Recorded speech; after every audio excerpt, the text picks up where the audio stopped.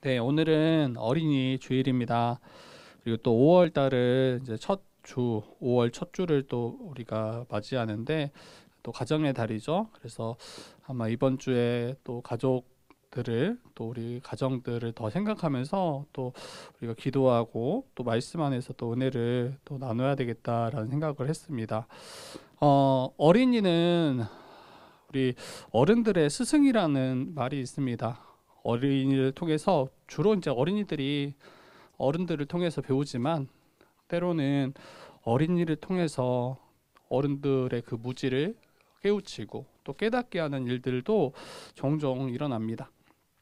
또 예수님도 말씀을 전하시고 가르치실 때 어린 아이를 통해서 그의 제자들을 가르치시는 일들도 우리가 살폈습니다. 그리고 그 어린 아이를 통해서 우리도 이제 깨우치기를 또 바라시는 거죠.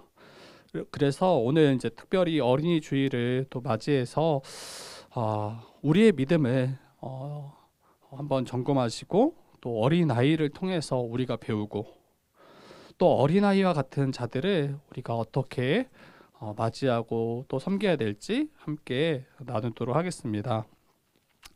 마가복음 10장 13절에서 16절 말씀 구절은 한 4절밖에 안 되죠.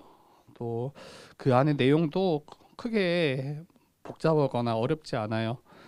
사람들이 예수님께 나왔을 때 그때 이제 어린 아이들을 데리고 예수님께 찾아왔죠. 그리고 왜 아이들을 데리고 찾아왔는가 할 때는 예수님께서 그들을 만져주시고 그들을 위해서 복을 빌어주시고 기도해 주시기를 그러한 마음으로 아이들을 데리고 나왔습니다. 그런데 이 제자들이 그 데려온 이들을 그의 부모들을 또 꾸짖고 내어 쫓습니다. 그리고 예수님은 그 상황을 보시고 도리어 제자들에게 노하시고 어린아이들이 내게 오는 것을 용납하라, 금하지 말라 이렇게 말씀하시는 장면입니다. 여러분 한번 생각해 봐야 될 것 같아요. 일단은 먼저는 이제 그 당시 이 부모들은 이 랍비들에게, 그러니까 그 당시 선생이라고 존경받는 자들에게 자녀를 데려와서 손을 얹고 그렇게 축복 기도를 받곤 하였습니다. 그래서 이게 어떤 이제 그들의 이제 관습이고 또 그것을 뭐 막는 이들은 없었던 것 같아요. 그런데 제자들이 이 어린아이를 데려온 사람들을 꾸짖기 시작할 때 왜 꾸짖었는가? 그걸 좀 한번 생각해 봐야 될 것 같아요. 꾸짖은 이유에 대해서. 그리고 꾸짖은 이유에 대해서 우리가 볼 때 제자들이 예수님을 어떻게 여기고 생각했는가 여기에 이 초점을 둘 때 잘 이해가 됩니다. 제자들은 예수님을 어떻게 여기고 따라왔습니까? 이전에 계속 로마의 압제로부터 이스라엘을 구원하실 그 정치적 메시아로 그렇게 여겼죠.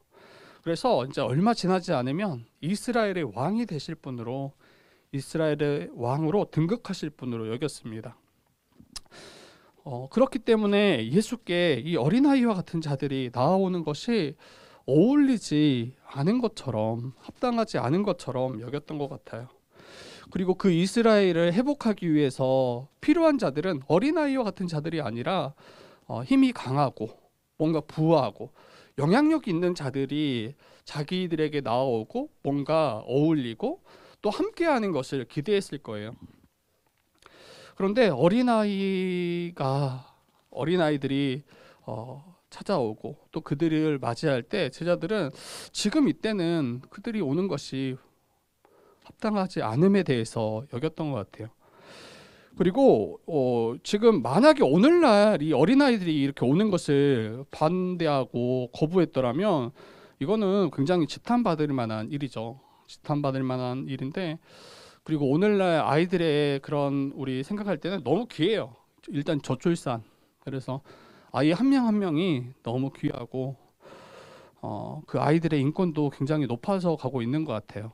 뉴스에서도 아이들을 학대하거나 또 아이들에게 그릇된 일들을 행하는 이들을 굉장히 지탄하고 그것을 작은 죄로 여기지 않죠.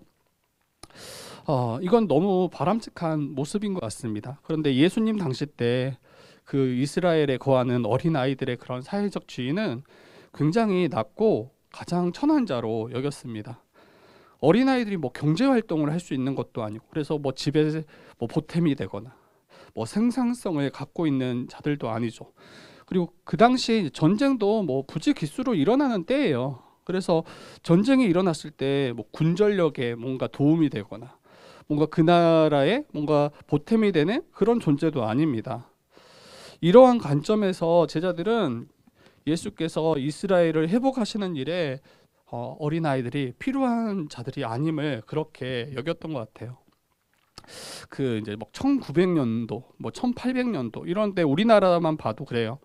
시장, 여러분들이 뭐 시장을 경험해 보셨는지 잘 모르겠는데, 저는 이제 어렸을 때 그 오일장이 저희 그 마을에 있었거든요. 그래서 오일마다 장이 섰는데, 그때 가끔 가면 약장수 하시는 분들이 있어요. 약을 파시고 막 뱀 같은 거 막 가져와 가지고 막 약간 뱀 쇼라고 해야 될까요? 하여튼 뭐 약간 공연 같은 것들을 하세요. 그러면 이제 거기 앞에 쭈루루루 아이들이 그 정말 어린 애들이 그 앞에 딱 자리를 잡고 앉아서 그 쇼를 구경합니다. 그러면 약장수 하시는 분이 여지없이 하는 말 있죠. 애들은 가. 애들은. 왜 그래요? 아이들에게 자기가 기대할 것이 전혀 없기 때문이에요. 약을 팔아야 되는데 아이들이 이 약을 살 돈이 없잖아요. 그래서 아이들, 자기에게 그 약장수에게 아이들은 그렇게 유익하거나 필요한 존재가 아니죠. 이제 어른들이 와야죠. 어른들이. 마치 그와 같이 이 제자들이 좀 아이들을 여기고 있지 않은지 그런 모습과 유사하게 보입니다. 그래서 이 아이들을 막아서고 있는 모습입니다. 제자들은 아이들이 아닌 지위가 높고 힘있고 부한 자들이 자기들에게 다가왔더라면 아마 그들을 극진히 맞이했을 거예요.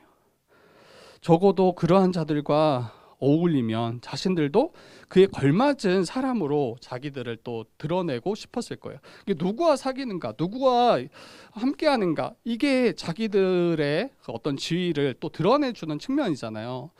교회에서도 그런 모습이 간혹 있어요. 교회에서도 그 어떤 교육자들이 어린아이 부서를 담당하는 교육자는 뭔가 지위가 낮은 것처럼 그렇게 여기고, 뭐 중고등부 조금 더 높고 청년부 담당하면 조금 더 높고, 그리고 약간 장년부를 지도하거나 이제 교구를 사역하시는 분이면 조금 더 높은 것처럼, 그래서 누구를 상대하느냐가 그 사람의 마치 지위를 보여주는 것처럼 여기기도 합니다. 근데 이제 아이들이 예수님께 나오니까 지금 예수님이 이 아이들을 상대할 그런 지위냐는 거예요. 왕이 되실 분인데 합당하지 않다라고 계속 여겼던 것 같습니다. 근데 예수님이 어떻게 이 상황을 보고 또 어떻게 반응하십니까? 제자들이 아이들을 데려온 자들을 꾸짖는 것을 보시고 도리어 예수님은 제자들에게 심히 노하세요. 굉장히 분개하시고 그들을 향해서 노하시고 또 책망하십니다. 예수님께서 제자들에게 노하신 이유도 너무 분명해요. 이미 앞에 9장에서 이와 관련된 상황들이 있었어요. 앞에서 제자들은 누가 크냐 서로 논쟁하였죠. 제자들은 서로 내가 더 크다. 예수께서 주의 나라를 회복하실 때 그때 누가 더 높은지 서로 논쟁했을 때 하나님 나라에서 큰 자가 누구인지 가르치셨어요. 물사람의 끝이 되어서 어린아이와 같이 연약한 자들을 돌보고 섬기는 자들이 하나님 나라에서 가장 큰 자라고 그렇게 가르치셨죠. 그리고 어린아이 하나를 영접하는 것이 바로 예수 그리스도를 영접하는 것과 같다. 그래서 예수님과 어린아이를 동일시하셨던 그런 가르침도 제자들은 이미 들었습니다. 그리고 그러한 어린아이를 영접하는 것이 예수님을 영접하는 것뿐만 아니라 하나님을 영접하는 것과 같다라고 그렇게까지 가르치셨죠. 또 얼마 지나지 않아서 9장에서 이제 10장, 장수로 따지면 한 장 차이고 아마 시간도 그렇게 많은 시간이 흐르지 않았을 거예요.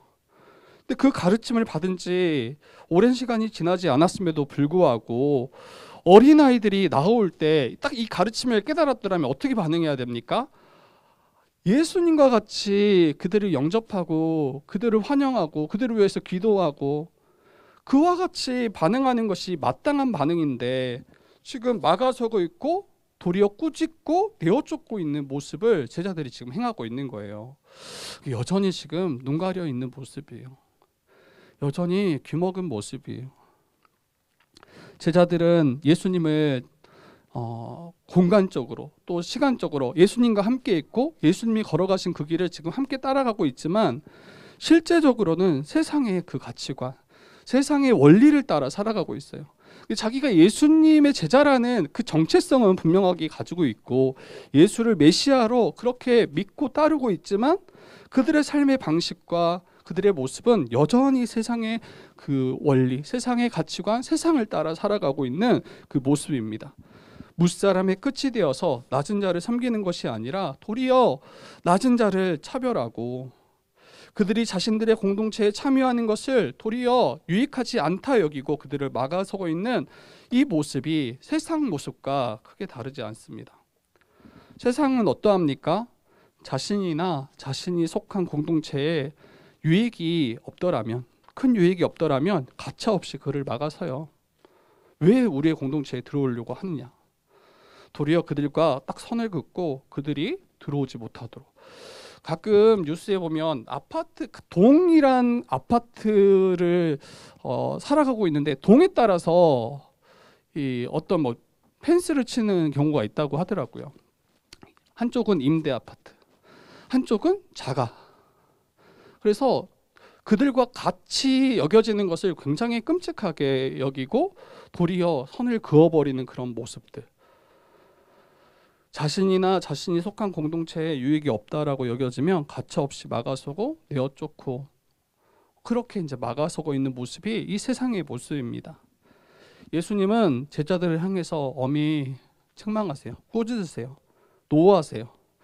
이 시대의 가치관을 따라 사람들을 대하는 그들의 그릇된 가치관을 예수님은 고치시기 원하시는 거죠. 예수님은 제자들에게 이렇게 말씀하세요.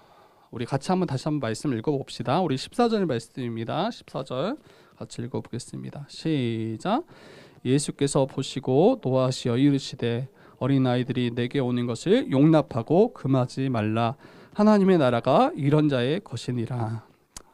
네, 제자들은 연약하고 천한 아이들을 막아섰죠. 그런데 예수님은 뭐라고 이야기하시냐면 하나님의 나라는 이런 자, 어린아이와 같은 자들의 것이라고 이야기해요. 하나님 나라에 누가 들어가냐? 그 나라를 누가 유업으로 받냐?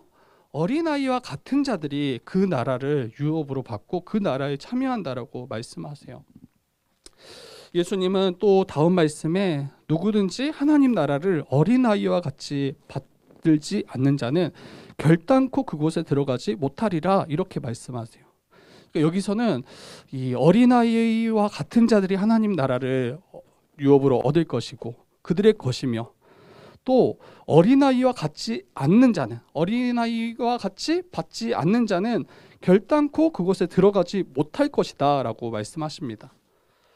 그래서 이렇게 낮고 낮은 자 그리고 이 어린아이와 같은 그런 태도를 가지지 않는 자는 하나님 나라에 들어갈 수 없는 우리의 구원과도 직접적으로 연결되는 그 지점을 예수께서 우리에게 가르치시고 말씀하십니다.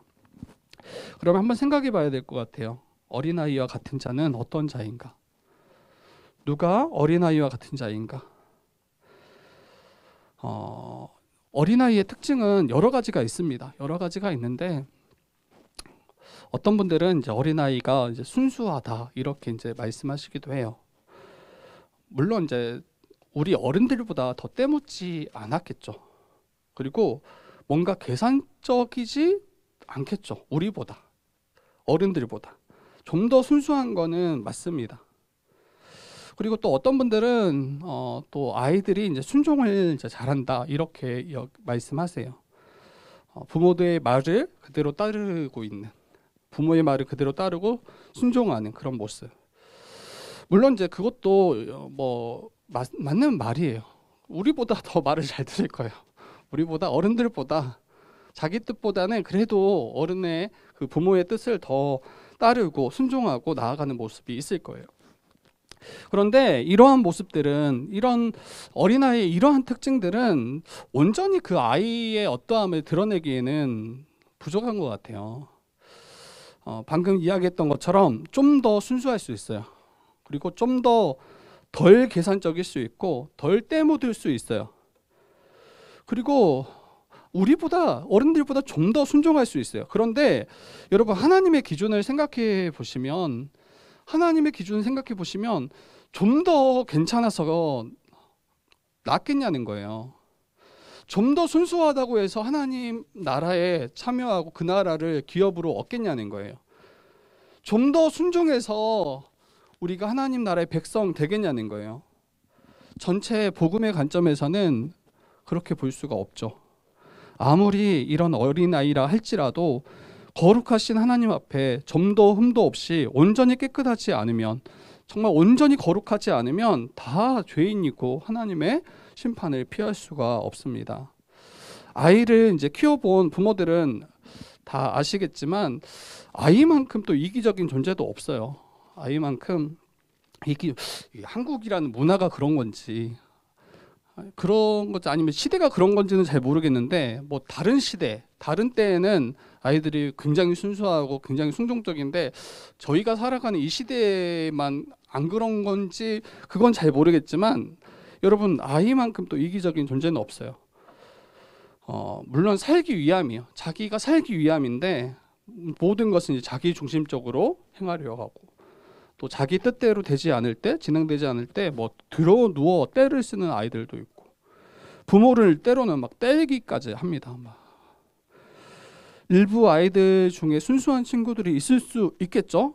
그러나 이러한 뭐 순수하다, 뭐 순종적이다, 이것을 가지고 아이들의 주된 특징이라 말하기는 힘들 것입니다. 그러면 아이들의 어떠함을 우리가 봐야 되고, 또 어린아이와 같지 않는 자가 이 하나님 나라를 받을 수 없다라고 하는데, 어린아이와 같은 것이 무엇인지 좀 더 한번 생각해 봐야 되겠죠. 여기서 어린아이와 같은 자는 이 자기 스스로 결코 생존할 수 없는 그런 무능력한 자임을 아는 자, 그리고 절대적으로 의존하여 살아갈 수밖에 없음을 아는 자, 이러한 자가 어린아이와 같은 자의 중요한 특징입니다. 이거는 모든 아이들에게 공통점이에요. 일부는 혼자서도 살 수 있고 생존할 수 있고 혼자서 다 풍성하게 누릴 수 있고, 그런데 일부 아이들만 혼자서 생존할 수 없는, 이런 게 아니라 어린아이들에게 있어서 이 스스로 생존할 수 없음에 대해서, 그래서 누군가의 도움을 받을 수밖에 없는 그런 연약한, 그리고 완전히 무능력한 자임을 말하는 것은 모든 아이들의 공통된 특징입니다. 어린아이들이 가장 두려워하는 게 있어요. 제가 볼 때 어린아이들이 가장 두려워하는 것, 가장 큰 두려움은 자신을 돌봐줄 부모가 없을 때, 자기를 돌봐주는 엄마 아빠가 함께하지 않을 때, 자신을 사랑해주고 자신을 입혀주고 먹여줄 부모가 함께하지 않을 때, 이때 그 공포, 두려움, 이거는 말로 다 하지 못할 정도로 굉장히 큰 어려움으로 아이들은 느끼고 또 두려워할 거예요. 아이들 중에 아무리 화가 난다고 해도, 자기 뜻과 맞지 않는다고 해도 엄마 아빠가 필요 없다라고 말하는 사람은 한 명도 없어요. 한 명도 없어요. 아무리 화나도 엄마 그러면 뭐 갈까? 나갈까? 아빠 갈까? 가지 말라고 해요. 알아. 자기가 손해가 된다라는 거를, 자기에게 큰 어려움을 당할 거라는 걸 너무 본능적으로 아이들은 알아요. 부모님이 없다면, 부모의 도움이 없더라면 의지하지 않고서 혼자 살아갈 수 없음을 그 어린 아이들도 너무 잘 압니다. 여러분, 어린아이를 몇 시간만 부모 없이 방치한다면 어떻게 될까요? 아이들에게는 그 자체가 끔찍한 일이고 바로 생존에 직결되는 문제가 될 것입니다. 제가 이제 한 5살, 6살 그때였던 것 같아요. 아주 어린 것도 아니었는데 한 5, 6살. 선이보다 더 컸던 것 같기도 하는데, 아침에 제가 일어나 보니까 가족들이 아무도 없었어요. 해는 거의 뭐 중천에 떠 있을 그때 뭐 주일은 아니 토요일 정도였던 것 같아요. 근데 해가 중천에 떠 있고 늦잠을 잤던 것 같아요. 그리고 눈을 딱 떴는데 너무 조용해요, 방이. 그리고 부모님이 당연히 있어야 할 곳. 그래서 거기에 가서 이제 있나 보고, 또 없으니까 또 다른 곳에 가서 보고, 그런데 없는 거예요. 그리고 나서 제가 그때 생각했어요. 그게 너무 이제 제게는 크게 와닿아 가지고 그 기억이 아직도 뚜렷하게 있는데, 아, 나를 버리고 다 떠났구나. 제가 그렇게 생각했어요. 그리고 나서 펑펑 울기 시작했어요. 그냥 펑펑. 아마 그때 부모님 말을 잘 안 들었던 것 같아. 그래서 나를 버렸구나. 내가 너무 미워서 버렸구나. 동생도 없고, 나 동생이라도 같이 옆에 있으면 되는데 동생도 없고 부모님도 없고 너무 조용하고 그냥 나만 덩그러니 그 남겨져 있는 그때. 그래서 조용히 이제 부모를 찾다가 이제 점차 큰 소리로 불러도 대답이 없을 때, 응답이 없을 때, 그렇게 큰 공포에 사로잡혔던 기억이 나요. 그리고 이제 부모님이 오시기까지 그때까지 너무 이제 충격을 크게 받았던 것 같아요. 이처럼 어린아이들은 딱 직감해요. 전적으로 의존할 때만 자기가 살 수 있음을 그렇게 아는 자가 바로 어린아이입니다. 하나님 나라는 이런 어린아이와 같은 자들의 것이라고 이야기해요. 그럼 무엇을 말하고 있습니까? 이 죄인된 우리. 이 어린아이와 같이 전적으로 예수 그리스도를 의존할 때에만, 전적으로 예수 그리스도를 그 십자가 복음을 의지할 때에만 하나님 나라에 들어갈 수 있음을, 그 나라의 복을 누릴 수 있음을 말씀하는 거예요. 이와 같은 태도로 주 앞에 서지 않는 자는, 주님이 필요해, 주님이 있으면 좋겠어, 이런 게 아니라 있어도 되고 없어도 되고, 있으면 조금 더 내게 좋겠지, 이런 정도의 그런 태도가 아니라, 주가 없으면, 주님이 나와 함께 하시지 않으면 내가 완전히 망했음을, 내가 완전히 끝났음을, 정말 죽을 수밖에 없음을, 그것을 온전히 알고 그 주 앞에 붙잡고 서 있는 거예요. 자기 자신의 지혜나 힘으로도 결코 그 나라에 들어갈 수 없음을 인정하고, 예수께서 나와 함께 하실 때에만, 나를 돌보실 때에만 내가 복이 있고 내가 살 수 있음을 인정하는 거예요. 여러분, 예수 그리스도를 믿음으로 의지하여 나아가는 자만이, 어린아이와 같이 그러한 태도로 온전히 주를 의지하고 믿음으로 나아가는 자만이 하나님 나라에 들어가게 될 것임을 이 본문을 통해서 말씀하는 겁니다. 여러분, 다시 한번 생각해 보세요. 하나님 나라는 어떻게 이 땅 가운데 임하는가, 그리고 주님 다시 오실 때 어떻게 그 나라에 우리가 참여할 수 있는가 할 때, 하나님 나라는 창과 칼로 세워지는 나라가 아니라고 했어요. 하나님의 나라는 예수 그리스도의 그 고난, 그 십자가 죽으심, 그리고 부활하심을 통해서 세워지는 나라가 바로 하나님의 나라입니다. 그분의 십자가 죽으심을 통해서 사단의 머리를 깨트리시고 우리의 모든 죄를 대속하시고, 또 예수께서 부활하심으로 사망을 깨트리심으로 하나님 나라가 세워지죠. 죄인된 우리가 이 하나님 나라를 가져올 수가 없어요. 그 나라를 세울 수가 없어요. 마치 제자들은 자기 자신이 자신의 어떤 노력과 수고로 그 나라를 가져오고 그 나라를 회복할 수 있는 것처럼 그렇게 여기죠. 그래서 거기에 부합한, 거기에 합당한 그러한 자들이 자기의 공동체 가운데 더 들어오기를 그렇게 생각하지만, 하나님 나라는 우리 인간으로서 우리의 어떤 노력과 수고로서 세워지는 나라가 아닙니다. 우리는 아무것도 할 수 없어요. 전혀 어떤 기여도 할 수 없어요. 그 나라는 오직 삼위 하나님의 그 구원의 은혜, 그분의 사역으로 말미암아, 은혜의 사역으로 말미암아 이 땅 가운데 세워지는 나라예요. 그래서 우리는 영적으로 어린아이와 같이 내가 완전히 무능력함을 겸손히 인정하셔야 돼요. 겸손하게 이것을 받아들여야 돼요. 그리고 간절히 주님을 바라셔야 돼요. 주님을 의지하는, 간절히 주를 바라고 의지하는 태도로 그 앞에 서셔야 돼요. 이게 바로 어린아이와 같은 믿음이고, 또 어린아이와 같은 태도의 모습입니다. 다른 길이 없습니다. 다른 길이 없고, 그 어린아이와 같이 하나님 나라를 받지 않은 자는 결단코 그곳에 들어갈 수 없습니다. 여러분, 무엇이 우리가 경계해야 될까요? 무엇을 우리가 경계해야 될까요? 주님을 전적으로 의지하지 않는 것을 경계하셔야 돼요. 주님을 전적으로 의지하지 않는 것. 앞에서도 이야기했지만 다른 것 여러 가지 것을 우리가 붙잡고 의지하면서 그 가운데 주님도 하나의 옵션이 되어서는 안 돼요.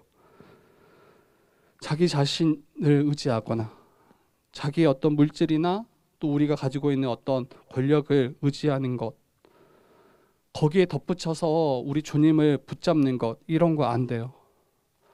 다른 거 다 없어도 오직 예수 그리스도만 우리의 참 생명 되시고 그분만이 우리에게 이 하나님 나라를 유업으로 주실 수 있음을, 이것을 붙잡고 나아가셔야 돼요. 우리의 부족한 부분을 어느 정도 채워주시기 위해서 주께서 오신 게 아니잖아요. 그 십자가 우리 같이 함께 살폈지만 그 십자가를 바라볼 때마다 나의 완전한 무능함을, 이 구원에 있어서 의롭다함을 받는 데 있어서 완전히 무능함을 고백한 자만이, 그 십자가만이 온전히 우리를 구원하신다라는 그 믿음만이 우리를 구원하고 우리를 새롭게 하는 것처럼, 그와 같은 믿음이 바로 어린아이의 그런 모습, 그런 어린아이와 같은 자들의 그런 믿음의 모습입니다. 우리는 그런데 스스로 무엇인가 증명하려고 해요. 무능력하다라는 이것을 받아들이는 것을 굉장히 꺼려해요. 내가 그래도 이 정도는 할 수 있지 않습니까? 내가 그래도 이거는 좀 제가 할 수 있는 거 아닙니까? 이렇게 이야기하면서 자기가 좀 더 나은 존재임을 이제 증명하고 나타내려고 해요. 물론 세상에서는 어린 자녀들이 이제 자라가고 부모로부터 이제 독립합니다. 그리고 스스로 자기의 일을 행하는 것을 보여줘요. 이거는 건강한 거죠. 그러나 영적으로 우리는 어떤 존재입니까? 완전히 정말 무능력한 어린 아이예요. 하나님 나라에 들어가는 일에 있어서 정말 주님을 의지하지 않고서는 단 한 걸음도 그 나라에 들어갈 수 없고 생명을 얻을 수 없음을, 이것을 굳게 붙잡고 믿으셔야 됩니다. 주님께서는 어린아이가 나오는 것을 용납하라고 말씀하세요. 그렇게 믿음으로 나온 자들을 용납하시고 그들을 금하지 말라고 말씀하십니다. 그리고 그들을 축복하시죠. 여러분, 주께 이렇게 자기의 무능력함을 고백하고 나오는 자들을 예수님은 천대하시거나 너는 왜 이렇게 무능력하니? 이렇게 이야기하시면서 그들을 내어 쫓거나 그러시는 분이 아니세요. 온전히 두 손을 들고 그리고 두 팔을 벌려서 아버지, 주님밖에 없음을 이렇게 고백하고 나오는 자들을 용납하여 주시고 받아주시고 그들을 안수하여 주시고 그 품에 품어주시는 분이 바로 우리 주님이십니다.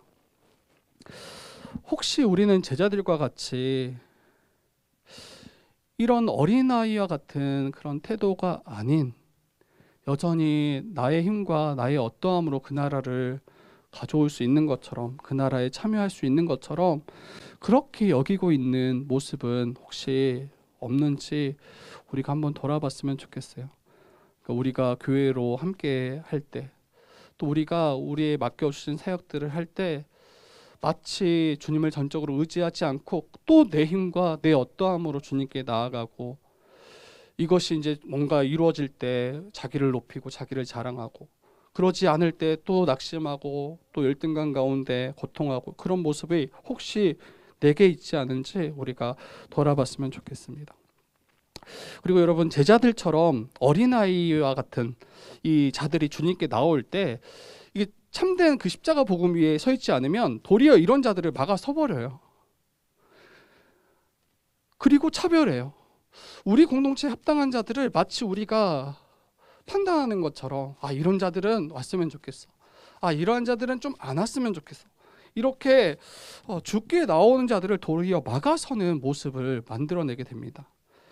예수를 믿고 따른다 하는 자들도 하나님 나라의 가치관을 따르지 않을 때, 이 세상의 가치관을 따를 때 연약하고 낮은 지위에 있는 자들을 우리에게 유익하지 않다 여기고 그들을 차별하며 무시하며 주님께 나오는 자들을 도리어 막아서는 그런 위험을 우리가 만날 수 있는 거죠. 그렇게 연약한 어린아이와 같은 그 연약한 자들이 누가 있을까요? 대표적으로는 어린아이죠. 어린아이.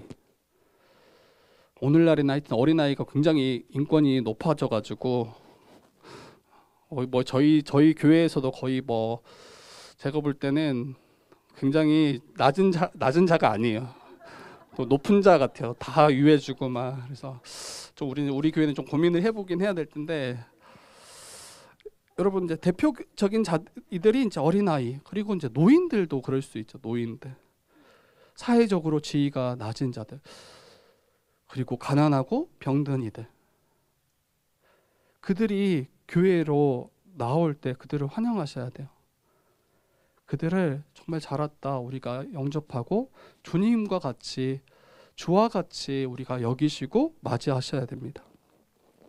도리어 그들이 교회에 정착하지 못하도록 막아서고 그들을 홀대하는 것을 경계하셔야 돼요. 직접적으로 아마 막아서지 않을 거예요. 들어오는데 뭐 직접적으로 우리 교회는 안 됩니다, 이렇게 하지 않을 거예요. 그런데 별로 인상이 별로 안 좋아. 약간 불편해하고, 그분들이 여기 같이 함께하는 것을 우리가 꺼려하고, 이게 이제 분위기에서 다 드러날 거 아니에요. 다 드러날 거 아니에요. 그런데 정말 가족과 같이 그들을 맞이하고 너무 잘 왔다라고, 그리고 좀 우리가 또 찾아가야 되는 측면이 있는 것 같아요. 그분들이 교회에 와서 낮은 자가 왔으니 나를 영접하라, 뭐 이렇게 말하지 않을 거예요. 그분들도 아마 속으로 생각할 거예요. 나는 이런 곳에 오는 것이 합당하지 않아. 나는 이런 공동체에 참여하는 것이 맞지 않아. 도리어 자기가 자기를 막아서고 가려고 하지 않을 거예요. 그렇게 오지도 못하고 또 함께하지 못하는 그런 분들이 우리 주변에 있더라면 우리가 먼저 또 손을 내밀고, 그들이 얼마나 외롭겠어요. 얼마나 고통 가운데 있겠어요. 근데 세상에서도 위로받지 못하고 세상에서도 무시당하고, 그러한 이들이 교회에서는 정말 위로받고 또 높임받고 섬김받고, 그러한 공동체가 교회라고 성경은 이야기하고 있습니다. 그래서 하나님 나라의 원리로 살아가는 그런 교회마저도 이 세상의 원리대로 살아가고, 부하고 학벌 좋고 높은 지위에 있는 자들만 환영하고 또 그들과만 어울리려고 한다라면, 이건 이제 교회가 많이 부패하고 어찌 보면 이 복음을 많이 떠나 있는 하나의 증거로 볼 수 있을 것 같아요. 가난하고 많이 배우지 못하고 사회적으로 낮은 지위에 있는 자들이 혹 교회에 나올 때 그들을 꺼려하지 않고 막아서지 않고 차별하지 않는다라면 정말 우리가 주님 걸어가신 그 길을 따라가는 주님의 제자 맞다라고 또 보실 수 있을 것 같아요. 제자된 우리가 연약한 자들을 용납하지 않고 막아선다라면 여러분 주님께서도 우리를 꾸짖으실 거예요. 우리 또한 막아서실 거예요. 제가 이제 이번 주에 이제 지하철을 금요일날 간사 모임을 이제 참여하려고 지하철에 갔어요. 지하철을 타고 이제 신도림까지 오갔는데, 그때는 그냥 스쳐 지나가는 한 가지 일이었는데 말씀 이제 준비하면서 그게 문득 떠오르더라고요. 지하철을 딱 타려고 지나가고 있는데 저보다 앞서 걸어가시는 어떤 그래도 한 노인이셨던 것 같아요. 정확히 보지 못했는데, 그런데 딱 앞에 지나가고 있는데 굉장히 마스크를 쓰고 있었는데도 굉장히 이제 고약한 냄새가 나는 거죠. 아마 노숙자셨던 것 같아요. 근데 나도 모르게 무의식적으로 그분을 뺑 돌아서 그냥 걸어가고 있는 거예요. 가까이 하고 싶지 않은 거예요. 그냥 딱 본능적으로 그 냄새가 내게 유쾌하지 않고 또 불쾌함까지 만들어내니까. 근데 딱 그거를 이제 경험하고 그냥 그때는 스쳐 지나갔거든요. 근데 이 말씀 준비하면서 내가 그리고 연약한 자들에게 가까이 가려는 마음이 없구나, 이런 생각이 들었어요. 물론 그렇게 돕는 자리거나 그런 자리가 아니었음에도 불구하고 본능적으로 그냥 피하려고 하고 그들과 함께 어울리는 것을 꺼려하는구나를 딱 이 말씀을 보면서 느꼈어요. 그래서 정말 똑같구나. 이 제자들처럼 내게 유익한 자들만 내가 맞이하려고 하고 그러한 자들만 교회에 속하는 것을 도리어 기뻐하고 있는 그런 모습이 내게도 있을 수 있겠구나라는 생각이 들었습니다. 그런데 아까 말씀드렸던 것처럼 연약한 자들을 용납하지 않고 막아선다라면 하나님은, 우리 주님은 반드시 우리를 책망하실 거예요. 우리에게 제자들을 노하셨던 것처럼 우리에게도 노하실 거예요. 여러분, 제자들을 부르실 때 예수님이 어떤 자들을 부르셨는지 다시 한번 기억하셔야 돼요.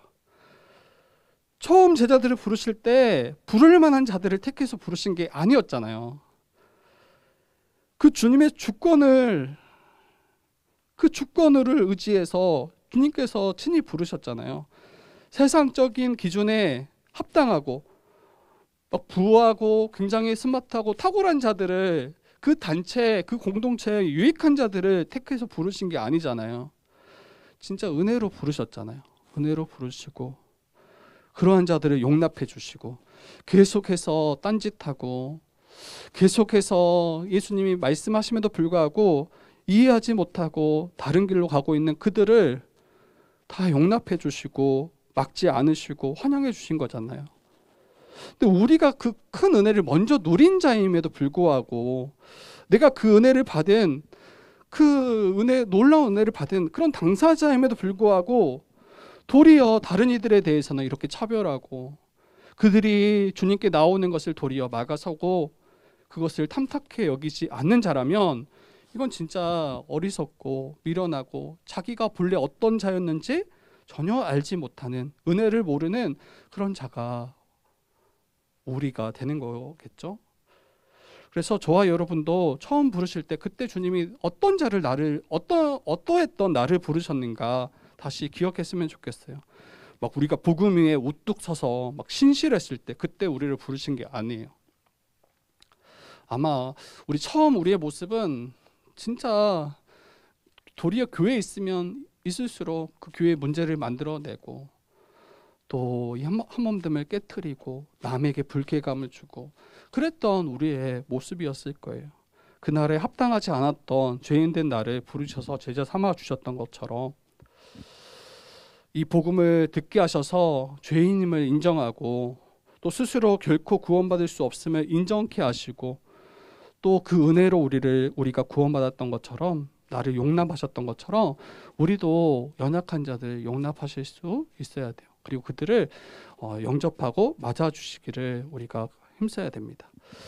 지금은 어때요? 그 은혜로 꼭 필요한 존재가 된 것 같아요. 저희들이 본래는 그렇지 못했던 자들인데 은혜로 부름받아서 이제는 교회에 있어서 또 서로에게 있어서 없어서는 안 돼 정말 한몸된 지체가 바로 이제 교회이죠.